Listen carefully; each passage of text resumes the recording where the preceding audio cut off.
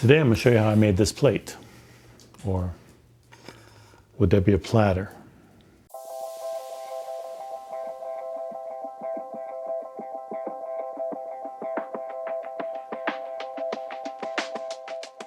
So in this video I'm going to show you how I did this platter, or plate, whatever it is. I guess I should find out what the difference is between the two. But what this originally started out has a bottom for this bowl right here, and I started angling the woods coming in, and it started looking too nice to be a bottom for a bowl because then nobody would see it. So I decided to make a plate or platter out of it. It's also my first attempt at resin, which is here and here, and so that was a different experience for me. Anyway, check out the video, and for those of you who haven't yet, please do subscribe. That helps out the channel, and love to have you guys along with me as I build more of these projects. And also, please feel free, if I missed anything throughout this video, leave a comment or question down below. I will always answer them. Check out the video. Because these pieces were made up for another project, I already had the walnut segmented piece cut, and the other ones too. But right here I'm just flattening up the edge here, making it smooth, so I'm getting ready for the glue up, which will go into a maple ring that is a little bit larger. Now these are cut at an angle to give that design on the segmented piece. Here's the maple ring I talked about. I have a center open section which I'm going to place that walnut in. The first thing I'm going to do is go ahead and square up the sides, or square up the ends, so that they're nice and flush and they have a nice clean finish, because these will also be inserted into the outer piece, which is a maple and purple heart piece. Now here I'm measuring for my mortise to be cut into the maple piece, the maple segmented ring. Once I have that measurement, I can put it onto the ring itself and then make my mortise in it. Using my compass, I can dig in on one side of the compass and see if that line matches up with the other, and if it doesn't, I just move the compass back and forth until both lines match up on both sides with the width of my compass, then I know I have it perfectly centered. From here, I can take and use a pencil to make that line a little bit darker. Using the parting tool, I start to cut out the mortise into the maple segmented piece. Now this cutout will be the same size as the walnut, so I will do many trial and error fits, or many fits, to make sure that it works and fits correctly. Here I'm starting the first of many fittings to make sure that this slides in smoothly. Now I do want a little bit of room for the glue, but I don't want much play in this at all. Getting ready to mix up the resin to place in the center. So on the back side, I want to go ahead and place some blue tape so that I prevent the resin from leaking out through. This actually held pretty good, and had very little leakage. So I just made sure it was down and flip it over on the wax paper so that any leaking would be on the wax paper, and hopefully easier to clean up was my thought. But because I didn't have any leak out at all, it worked very well. My resin coloring didn't show up, so I decided to try and use some light blue nail polish here, which had a nice little shimmering sparkle effect inside. And when I first mixed it up, it looked really good. I liked the blue color. But as you've seen in the finished piece, it ended up drying a greenish color. Okay, so on the centerpiece here, I was waiting for some dies to come from Amazon, and for some reason they were sent to the wrong address, so I had to reorder them. But I tried using nail polish, and this was actually a blue colored nail polish. And at first it looked like it was going to work, and then as it dried, it just disappeared. It still gave the sparkle. I mean, it's a nice sparkle, but the blue was completely gone. It really wasn't the color I wanted, but I'm okay with it. So anyway, then I continued on.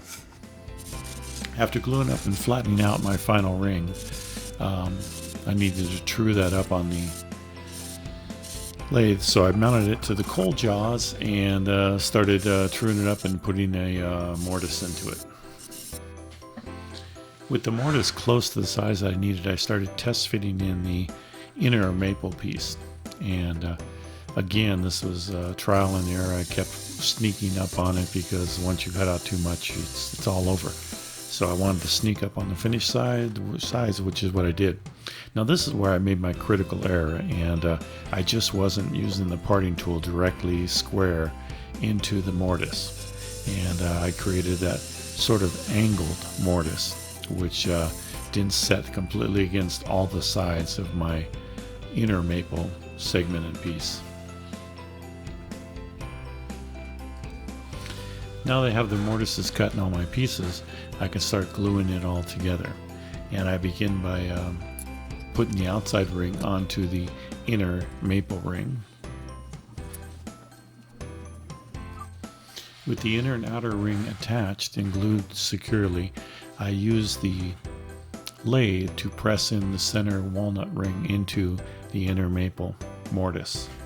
Bit of glue and letting a little bit of dry time, and it was ready to go.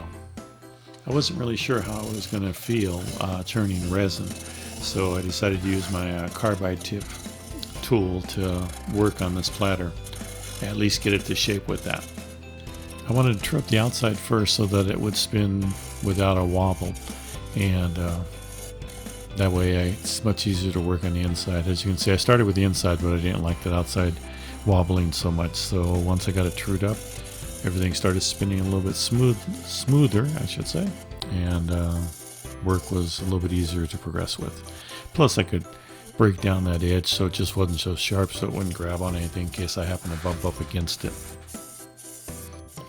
With the outside trued up, I decided to give the resin a little bit of work, so I wanted to see how it was cutting that, so I adjusted my tool rest and moved on in towards the resin part and found that it was rather easy to cut. I was kind of surprised at that, but definitely a big change when you go from the wood to the resin as far as cutting goes. So you have to sort of lighten your pressure on your tool when you move from one surface to the other. I started using the scraper just to even out everything on there, because when you're cutting with or at least when I'm cutting with a carbide tip tool, I can't get a super smooth finish on the surface, so I use the scraper just to drag it along and get a nice, smooth, even feel on the surface. Now, as you see that, as I was working this down here, there was a gap that was forming all around the plate. And what happened there was, as I was doing my mortise in the back here, I didn't go straight in. I went sort of at an angle, and it angled out that way. And so that created a gap around there. Now, two problems with that. Number one is the gap in the wood is, not what you want to see. And number two, the gap meant that there wasn't a really good glue bond there. So I was really worried about this being attached, the attachment of this. So by then I had actually gotten my colors from Amazon, and I mixed up a purple color in the resin, and I put that in here, and that matched the Purple Heart. So let's check out and see how I did that and fix that mistake. It was at this point that that gap was really obvious to me, and I had to do something with it. So using my parting tool, I made a little V groove in there, and that's when I decided to use the resin to fill in and help support that open gap without the gluing surface fully attached to the outer and inner maple pieces. So as always, when you make a mistake, you just try to cover it up as best you can, and if you're not doing a how-to YouTube video, you can pretty much keep that information away from everybody else when they look at the plate. But I figured I'd share with you guys, because I'm sure that some of you might be in the same predicament that I am when you make a mistake, and there is always a way to fix any mistakes that you happen to make. So to place the resin around that little groove, I used some disposable pipettes. Just sucked up the resin out of the container and just dropped it right into the edges there. Now, the main thing is you see that the plate is on 4 different little blocks that I used to make sure that the plate was nice and level, so that when I dropped in the resin, it wouldn't just all go towards the center or out off the plate there. So Just keep that in mind whenever you're using any type of resin. You want to make sure that the surface is level, so because when it flows out it's going to self-level, and having it level to begin with prevents less cleanup. To get rid of the overflow of the resin and also to smooth it into the groove, I used my big scraper again. That did a really good job of cleaning up the resin and smoothing out the groove to blend in with the plate and the rest of the Now that I have the front of the plate all done, I decided to work on the back of the plate because I wanted to get as much of the edge and into as close to the sacrificial block as I can get taken care of, because this is a nice solid grip on the plate. And once I remove that, then I have to rely on the cold jaws as I do the rest of the work on the back of the plate, and I didn't want to work way out at the edges. Keeping my solid mount as long as possible, I decided to go ahead and finish up the plate on the top and part of the bottom with wipe-on poly. I think I ended up with 5 or 6 coats. It's generally about where I stop. I use until the finish looks good to me. So this way, once I'm done with the finish on the front and I just remove the back plate and finish up the plate on the back, then I can add the finish there. And wipe-on poly makes it real easy to blend together wherever you happen to stop the finish. I use blue painter's tape to protect the outside of the plate, and then put the plate inside the cold jaws, and I'll tighten down onto that. I found the blue tape really works well and doesn't leave any marks once you're done pulling it off the cold jaws.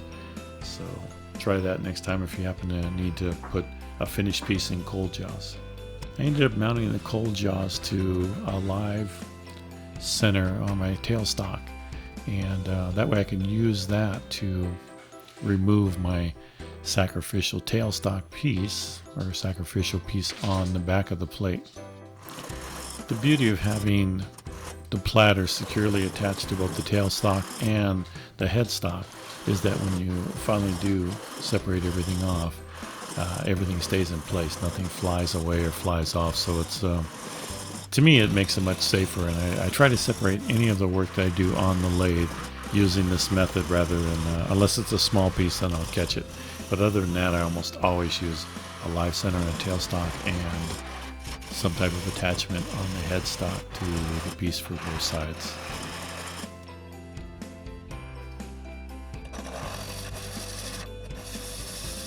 Now with my plate attached to the headstock and the cold jaws holding onto the plate, I can begin finishing the back part of the plate. So I'm going to trim this down into my ring there and have a nice finish on the bottom.